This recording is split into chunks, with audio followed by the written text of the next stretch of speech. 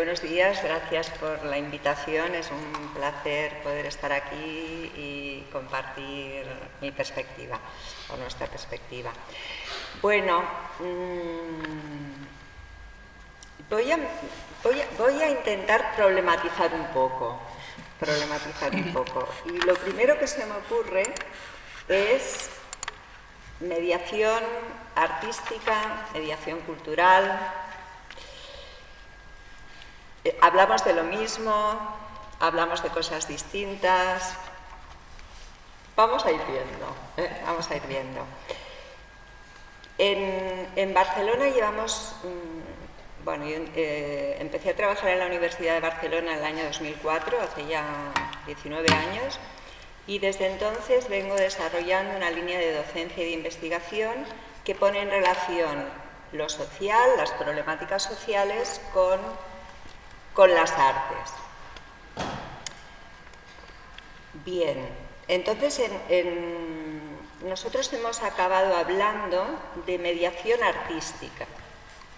¿Por qué hablamos de mediación artística? Porque nos interesa especialmente promover el acceso a las artes, el acceso a la cultura de sectores que normalmente no se relacionan con las artes. Y nos interesa esta perspectiva no desde un planteamiento de aprendizaje de las artes, de aprendizaje o de relación con lo que producen los artistas, sino que nos interesan los procesos de creación y cómo podemos acompañar a los sectores más vulnerables de la sociedad en un proceso de creación artística que tenga como objetivo una mejora individual, grupal y comunitaria.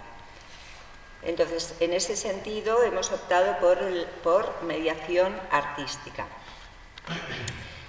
Bien. Entonces, si tomamos como referencia las publicaciones científicas en revistas indexadas, nos encontramos un primer artículo del año 2002 de una persona alemana, ahora no recuerdo bien el nombre, no quiero nombrarlo por si lo hago mal, y esta persona en el año 2002 utilizaba como sinónimo mediación artística y educación artística.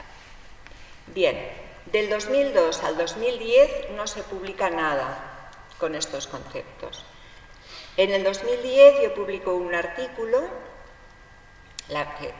que nombro, o en el título lleva los conceptos mediación artística, y a partir de ese momento empiezan a proliferar muchas publicaciones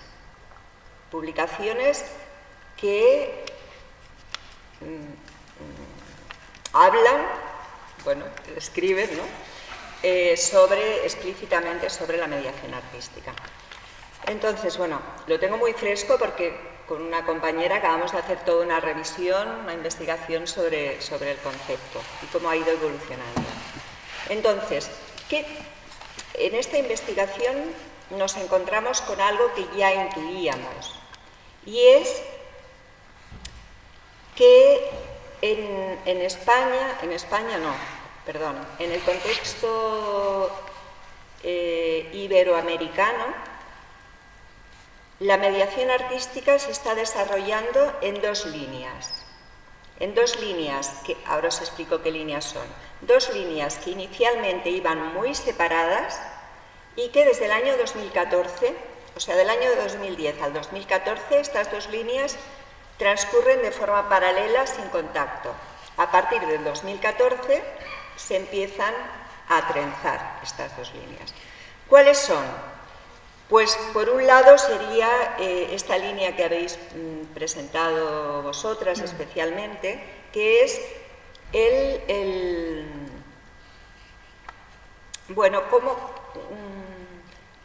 esta línea respondería a la pregunta de qué podemos hacer los museos y centros culturales más allá de albergar el patrimonio, de albergar arte y mostrarlo al público. Si miramos para atrás, nos encontramos con la herencia de las visitas guiadas, de los departamentos educativos de los museos, luego departamentos pedagógicos, y en estos momentos la tendencia es a nombrar eso, la herencia de todo eso, como mediación artística. Esa es una primera línea. Vale, luego nos encontramos, como os decía, con una segunda línea. Esta segunda línea no habla del puente entre el arte y la ciudadanía, ¿no?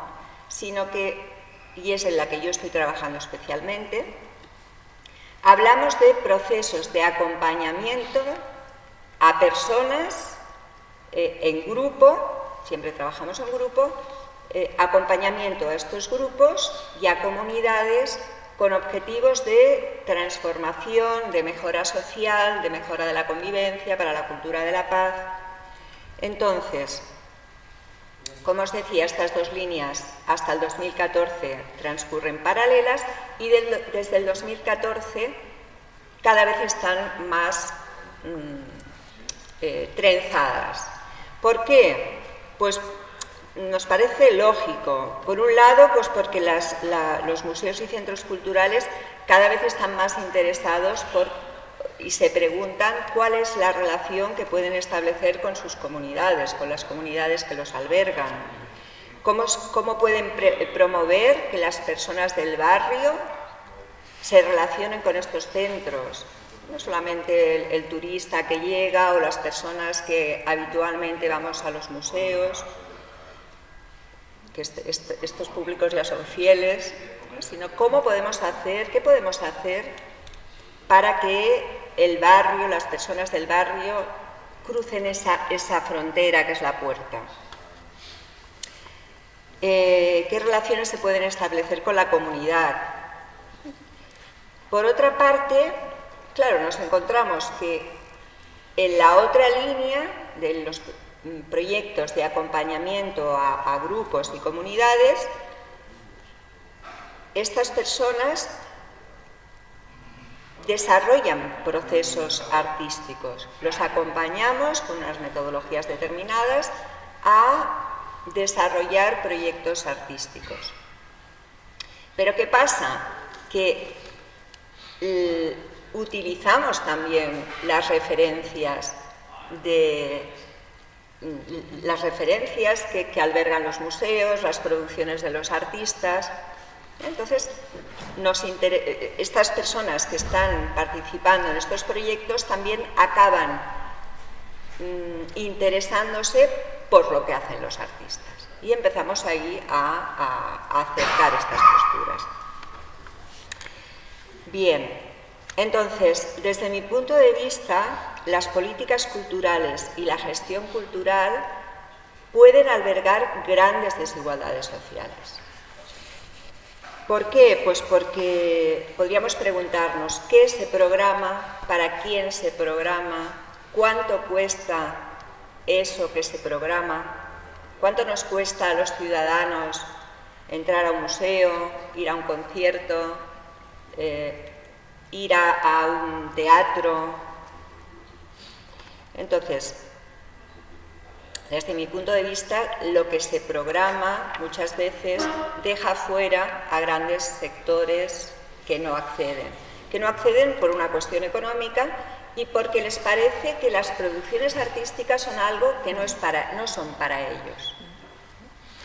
Bien, entonces, ahora quiero irme a los derechos humanos. Voy a hacer un salto a los derechos humanos.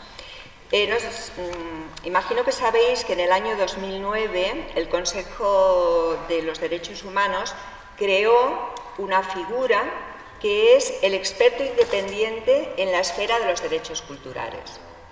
Entonces, este cargo, digamos, se renueva cada 3 años y en estos momentos lo ostenta Alexandra Chantaki, que es una profesora de Derecho de la Universidad Brunel de Londres.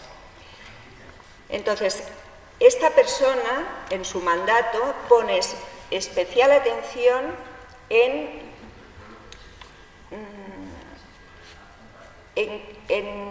los sectores más vulnerables.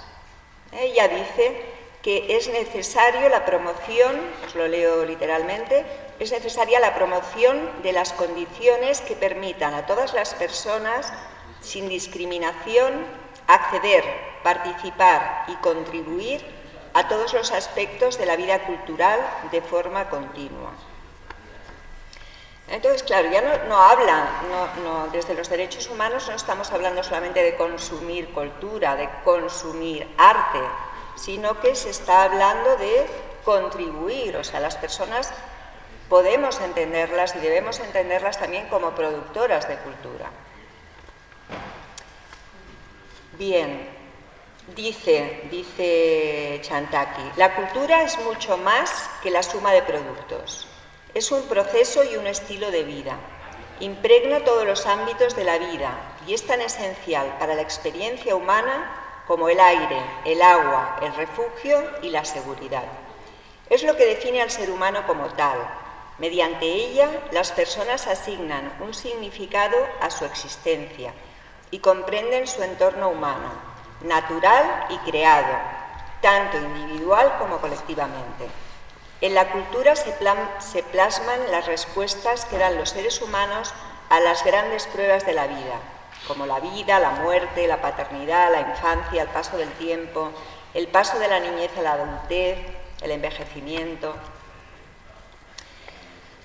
Entonces, claro, fijaros que es una perspectiva, las Naciones Unidas tienen una perspectiva de la cultura amplia, es un derecho humano y no se fija únicamente en las producciones de los artistas o de personas con formación y que están reconocidas dentro del sistema del arte y de la cultura.